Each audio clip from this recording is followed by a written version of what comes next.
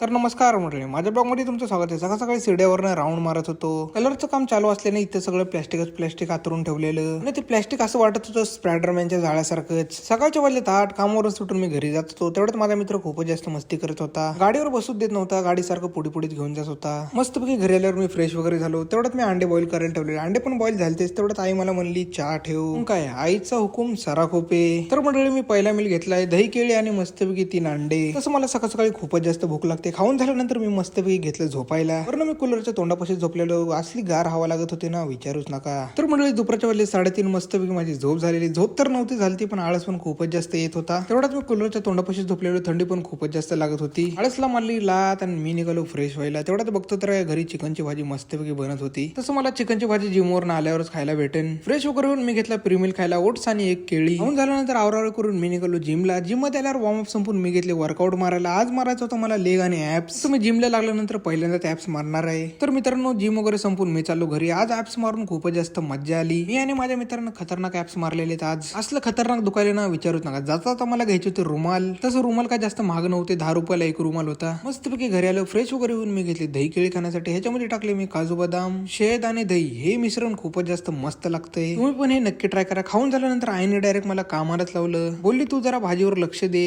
तसं मला दही बनवायला ठेवायचं होतं. आईने मला दुसरंच काम लावलं. माग की बाती सुननी पडतीये. तर मंडळी रात्रीच्या वाजले 9:30. आवरावर करून मी निघालो कामाला. आजचा व्हिडिओ आवडला असेल तर लाईक करा, शेअर करा. भेटून ब्लॉग मध्ये. शुभरात्री.